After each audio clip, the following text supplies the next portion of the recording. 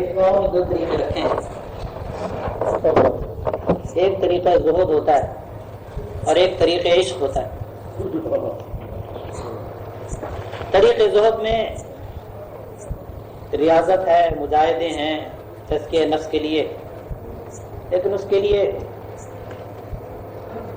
وقت درکار ہوتا ہے اور توجہ شیخ سے وہ منزلیں آسان ہو جاتی ہیں. اگر توجہ شیخ ہے تو طریقہ زہد میں بھی منزلیں آسان ہو جاتی ہیں، اور ورنہ اس راہ میں بھی ذرا سی لفظ میں دھوکہ شیطان دیتا ہے اور نفس ذرا سی کوئی لفظ ہو جائے تو تمام مجاہدے اور ریاضت بھی بیکار ہو جاتی ہے. اب یہ طریقے جو ذکر فکر کے ہمارے پیشواؤں نے رکھے ہیں، اصل میں بات یہ ہے کہ اس میں سبھی ہم مشرب ہوں. اب چونکہ یہ تو آستانہ عالیہ ہے، خانقاہ شریف ہے، سبھی لوگ نئے نئے بھی شامل ہو جاتے ہیں. جو اس ذکر فکر کو مداومت رکھتے ہیں، اللہ تعالیٰ ان کی روشنی سے ہمارے قلبوں کو روشن کرے اور یہاں وہ شریک ہوتے ہیں. لیکن جو نئے نووارد لوگ ہوتے ہیں نا، ان کو اس کی لذت محسوس نہیں ہوتی. جیسے اگر کوئی کسی مکتب میں کسی کو بچے کو داخل کرایا جائے تو وہ املا بھی نہیں لکھنا جانتا، اس کو ابتدا سے پہلے اس کو سکھایا جائے گا کہ الف کیا ہے اور بے کس طرح لکھی جاتی ہے، اور پھر اس کے بعد جیم اور یہ تمام چیزیں. اور ایک بچہ ہو چوتھی جماعت میں، اس چوتھی جماعت کے بچے کا وہ پہلے جو کلاس کا بچہ ہے وہ کیسے مقابلہ کرے گا؟ اللہ کا نام تو ہم سبھی لیتے ہیں، سب مسلمان لا الہ الا اللہ محمد رسول اللہ سبھی پڑھتے ہیں، لیکن جو ہمارے پیشواؤں کا طریقہ ہے اس میں تو یکسو ہونا پڑتا ہے. تخیلات ہمارے صحیح ہونے چاہیے. وہاں تو لا کی نفی سے یہ ہو کہ ہم اپنے وجود کی بھی نفی کر رہے ہیں، ہر چیز کی نفی کر رہے ہیں. لیکن جو بیچارے نوارد ہوتے ہیں وہ سمجھتے ہی نہیں ہوگا بھائی یہ بھی لا الہ الا اللہ، بے ادبی اللہ تعالیٰ معاف کرے معاذ اللہ. تو یہ اللہ کے نام. ہمارے یہاں تو سب سے پہلے درس یہ ہے کہ اپنی ہستی کو بھی وجود کو مٹاؤ، تمام جو تمہارے ساتھ جو کچھ بھی لوازمات ہیں سب کی نفی کر کے الا اللہ کہ اللہ اللہ، اور ہم کچھ نہیں، اے اللہ تیرے سوا کچھ نہیں.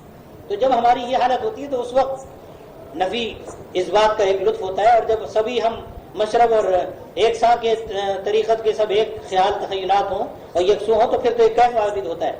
بہرحال اس آستانہ عالیہ کی اللہ انوار و تجلیات سے ہم سب کے قلبوں کو منور کرے.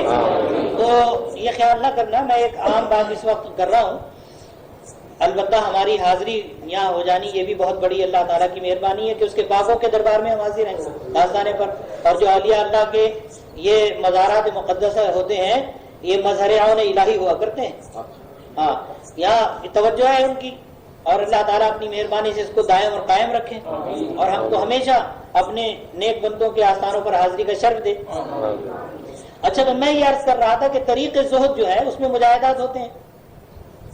اپنی نفس کو ہر خواہشات سے پامال کرنا پڑتا ہے.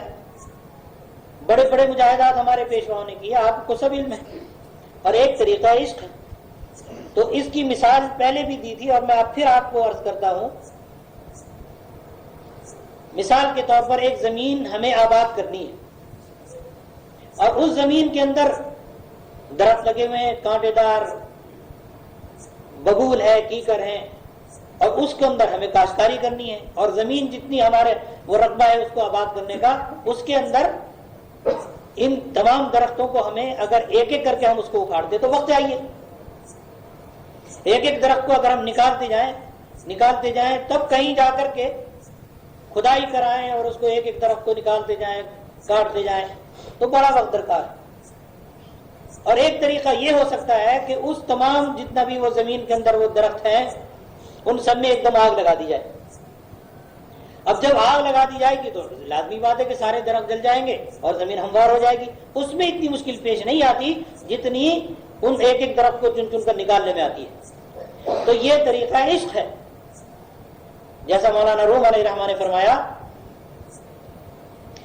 عشق شعلہ کیا جملہ برفرو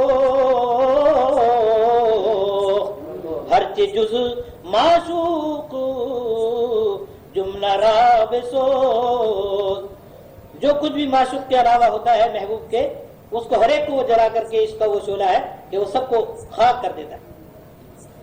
تو جب یہ زمین ہموار ہو گئی تو یہ عشق کے اندر حاصل ہوتا ہے۔ عشق و محبت اگر ہمیں اپنے شیخ طریقت سے ہے اور اس کے اندر ہمارے قلب کے اندر ولولہ ہے تو یہ منزل ہمارے لیے آسان ہو جاتی ہے، اور زہد و تقویٰ سے بھی ہے۔ لیکن آسان کیا ہے کہ ہم میں عشق پیدا ہونا چاہیے۔ ہمارے پیشواؤں نے ہم کو یہی سبق دیا کہ علم کی کوئی تھا نہیں، علم جتنا حاصل کرو اس کی کوئی انتہا نہیں، لیکن جب جتنا رب تبارک و تعالیٰ اپنے نام نامی اسم گرامی کو عطا فرمائے اور اس کا ورد کرنا شروع کر دیں، اور اس کو اتنا ورد کریں جو کچھ بھی اللہ رب العزت کا نام اپنے پیر و مرشد سے مل جائے، اس کا ورد اتنا کیا جائے کہ اس ورد کو کرتے کرتے وہی اسم اعظم ہو جائے، اتنی اس میں جلا ہو جائے کہ اس میں ہم اس روشنی میں اپنا عکس دیکھ سکیں۔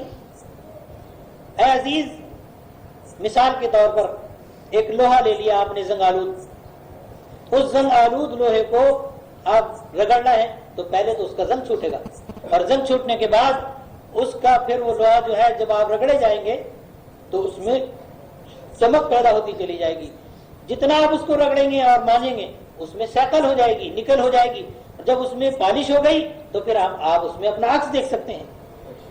اسی طریقے سے جب ہم رب تبارک و تعالیٰ کا نام نامی اسم گرامی یکسوئی کے ساتھ لیں گے تو ہمارے قلب کی جو کچھ بھی غلاظتیں ہیں اللہ تعالیٰ کے نام نامی اسم گرامی کے صدقے میں وہ تمامی جو کچھ بھی غلاظتیں ہیں ان کو دور کر دے گا، اور اللہ کے نام سے روشنی قلب پہ پیدا ہو جائے گی۔ یہ آسان لفظوں میں سمجھ۔